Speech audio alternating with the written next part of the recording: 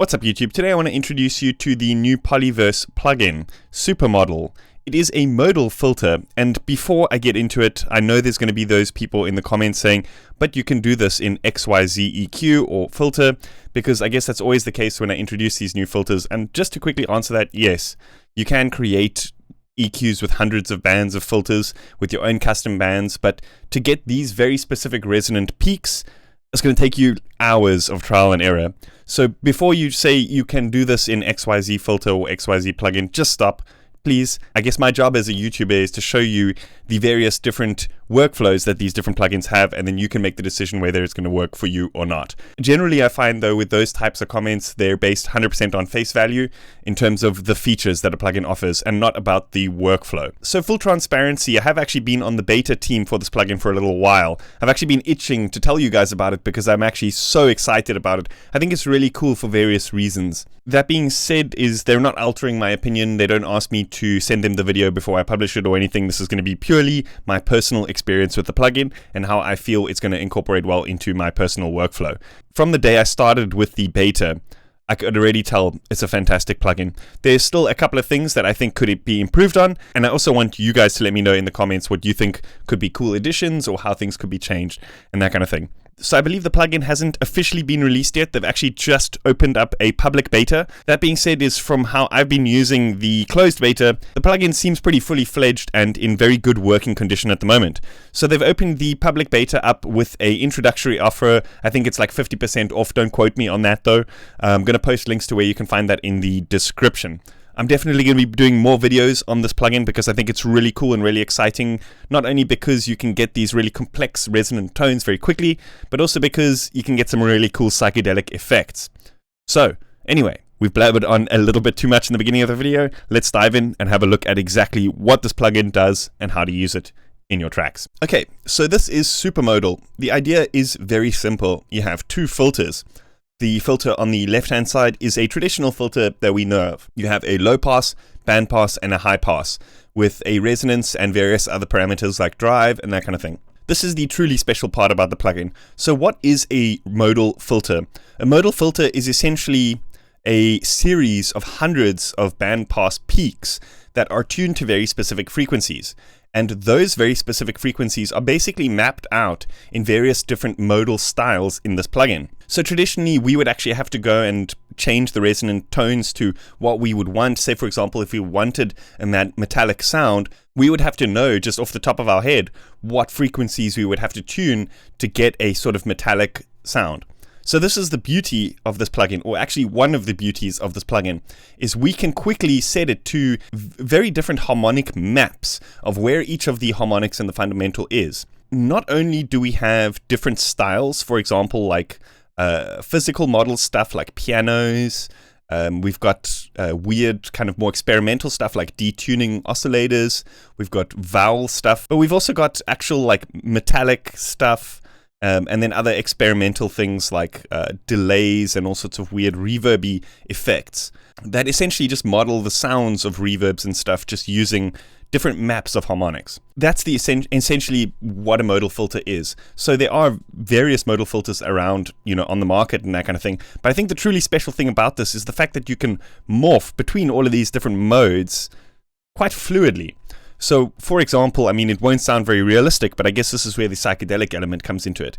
You could have a percussive sound that's morphing between metallic and glass and wood, because this transform function over here, this basically transforms between different maps of each style. So, for example, in one of the physical model styles, there's metal, glass, wood. In one of the other physical model styles, there's piano, vibraphone, and bell, and each one is a very distinct type of tone. So this side, you can essentially think of it as mapping the harmonics of the sound, and this part here is a tuned filter. So you can think of this as mapping the fundamental of the resonant tone, because basically how it works is with a resonant tone you have a exciter algorithm going in, or a pluck, which then gets filtered to a very specific frequency. And you can think of that frequency as being like the pitch of the resonant sound. Okay, complex explanation aside, let's just look at some more practical examples of how this could work. I've got a init patch in Vital loaded here, and it's just playing a saw wave. If, say, for example, we want to impart some metallic tone to that saw wave, we could switch to this metallic mode over here.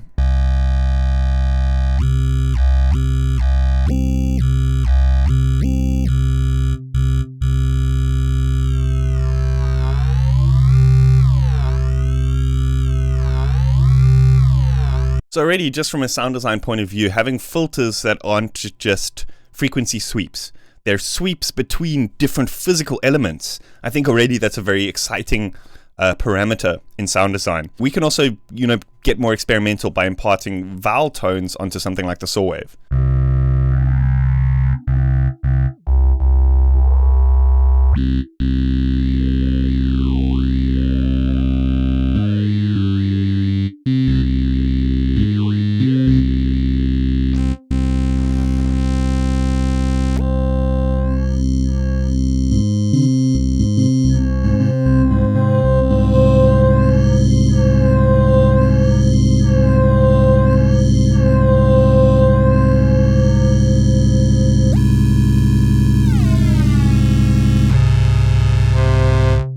Okay, so back to some explanation. If we look at these harmonics that are being generated along the top here, we actually have various ways of filtering out these harmonics. We could do it with the traditional filter here. However, this would then change the pitch or the fundamental frequency of the resonant tone.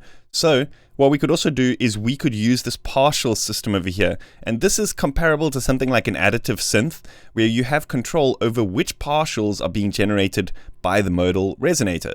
So for example, if you remove some of the top partials, you can actually see how it's filtering some of that out. You see that? And we could similarly do the same with the bottom partials. So this is not going to be your same kind of resonant tone that a normal filter would give you, that kind of distorted resonant tone. That being said, is we've got enough resonance happening in this patch already because there's hundreds of resonant filters from the modal section anyway. So this is, I guess, more of a way of cleaning up the sound or modulating the sound. There's various different modulations that we could put in here, like velocity and that kind of thing, which could also control this as a kind of dampening system. Again, there is a built-in dampening system over here, which also does a similar thing to the partials, except more on an envelope base. So for example, it works on like a pluck, where the input comes in and then it dampens the signal over time.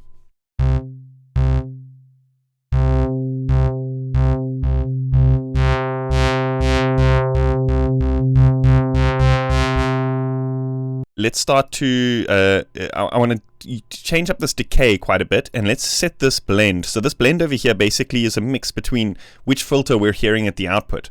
And if we just want the resonant tone, we can blend all the way 100%, and then we don't get the filter characteristic. We're just using this to set the frequency of the fundamental.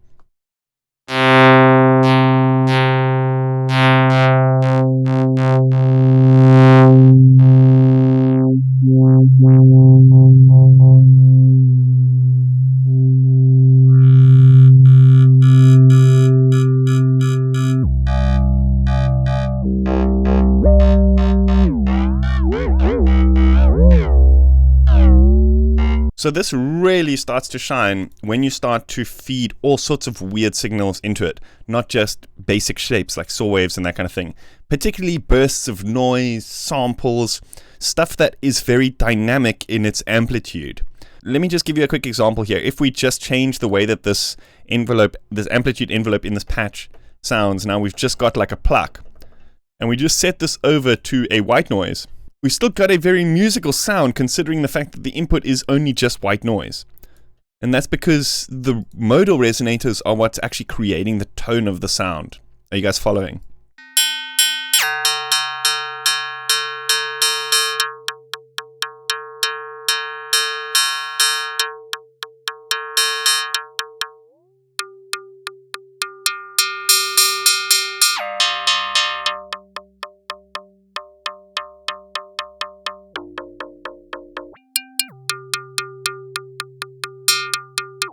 It's crazy how much tonal control we have in this filter with just a white noise input. Oh, it's absolutely incredible.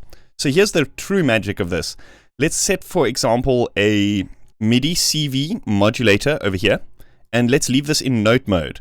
So then here, how the modulation system works is each of the parameters has these little lines underneath it. So for example, if we add another modulator like a sequencer. I'm going to get into this shortly. You'll see now each has 2 lines because there's 2 modulators. You've got up to, I believe, 4. I don't think you can actually add any more. It's a shame. I wish there would be. Anyway, you can get some pretty advanced stuff with 4. And if you're limited, you could just add another instance of the plugin, I guess. Or just use your DAW's built-in modulators. So anyway, with this note modulator, let's get this to modulate the frequency of this filter.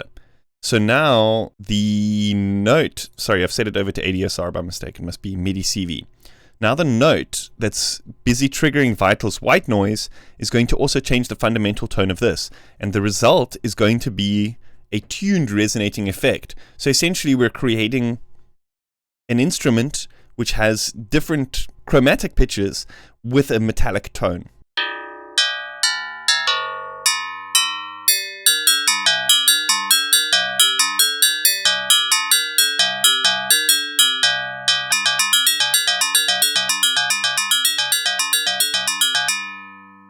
Okay, let's put a melody in. Now what I want to do is just randomize some of these velocities, and I want to show you how you can get some really cool sounding physical modeling stuff by getting the velocities to map to like the dampening effects and various other parameters in the modal patch.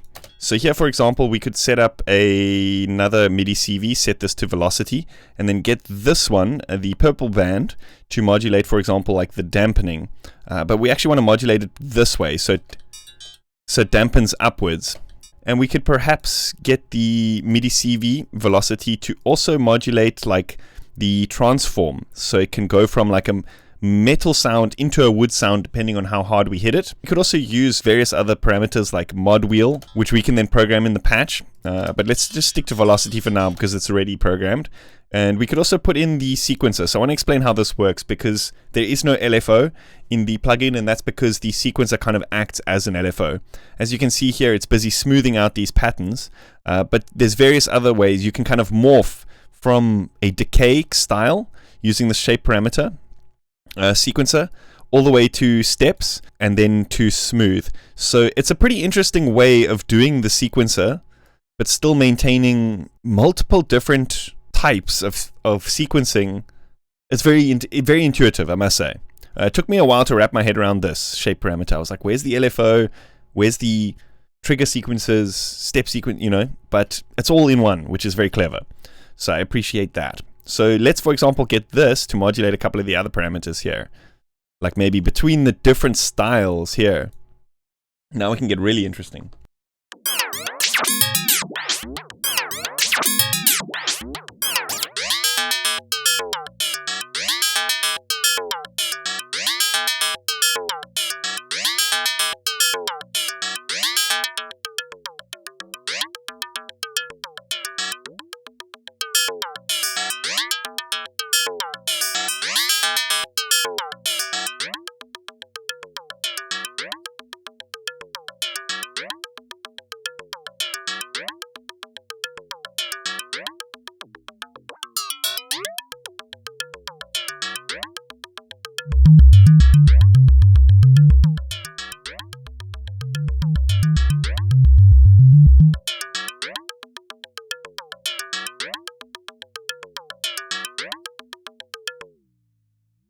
Just that with a bit of effects is, such a nice way of adding a very organic sound to what might be, a little bit too much of an electronic sounding track.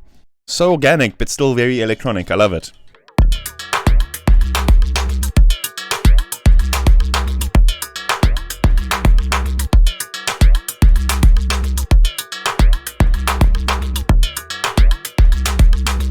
So do you see that modulating between the different styles of modal resonator really gives you a very psychedelic effect? And that's because we have these kind of physical modeled sounds. So for example, our brain recognizes the sound of metal, and then our brain recognizes the sound of wood, for example. But then when an instrument changes from metal to wood, our brain struggles to calculate the possibilities of this. So these kinds of, organic sounds, but changing from one organic sound to another is a very nice way of creating otherworldly sounds, because like I said, our brain recognizes each of the sounds but can't compute how a single instrument can morph between these physical materials. Does that make sense? So I've got another example here, which actually uses a sample. Let me show you. I think it's a tabla sample.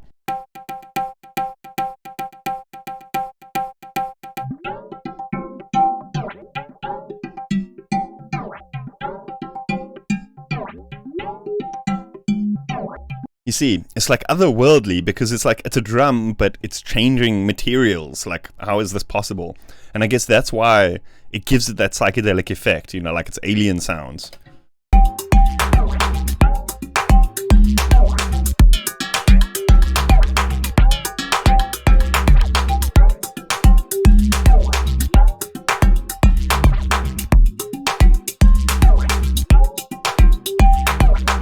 So here I've got another example that I prepared, which is basically, it's just a noise pluck, you know, white noise coming out of Polygrid, going into Supermodal. This is being key tracked, and I'm basically generating the harmonics of a saw wave, and then key tracking that. So this is a great way of deducing something like a saw wave lead, you know, like we're familiar with the sound of a saw wave, but generating it from a different source, like a noise or a sample or a loop or something like that. And so now the rhythm of the saw wave and the dynamic nature of the saw wave is being generated by the input, but we're still tuning it to whichever frequency we want, and we can then filter it and do all sorts of effects to it as a lead sound as opposed to a sample. So again, this is a really nice thing about this plugin where you can kind of transform an input into a synth, like a saw wave or whatever. And the transform function then can turn it into a square or hypersquare or various other different things. You know, you're not limited to a saw, but I wanted to have more of an organic sound then alongside a synthetic sound and show you how you can kind of create these with very weird inputs. But the MIDI is actually got different notes. So let me show you what's happening with the MIDI. The MIDI has different notes, and the notes are automatically feeding to Supermodal because of Bitwig and the way that that does its thing. So if we just enable this plugin, you'll notice that now, because we've modulated it with the key track, like I explained earlier, now this is creating our synth sound.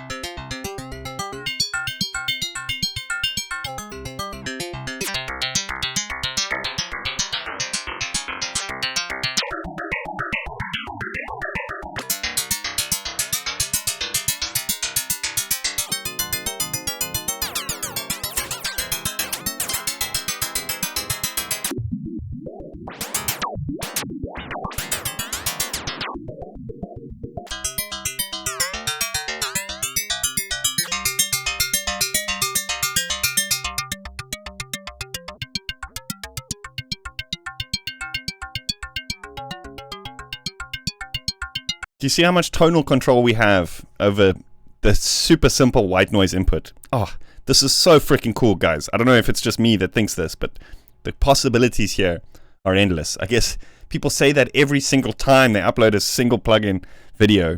The possibilities are endless. It's a game changer, but like, and I myself am guilty, but yeah, let's be real here, folks.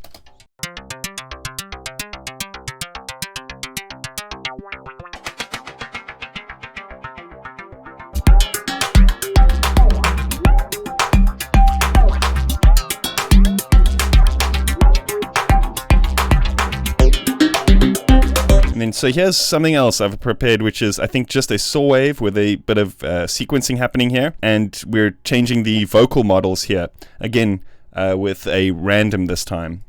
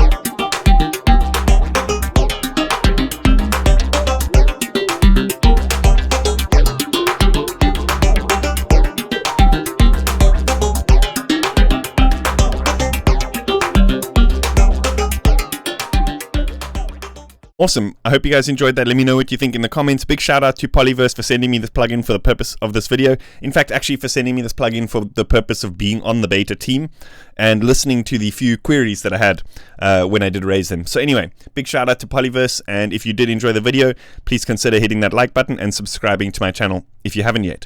Anyway, I will see you guys next time. Thanks for watching. Cheers.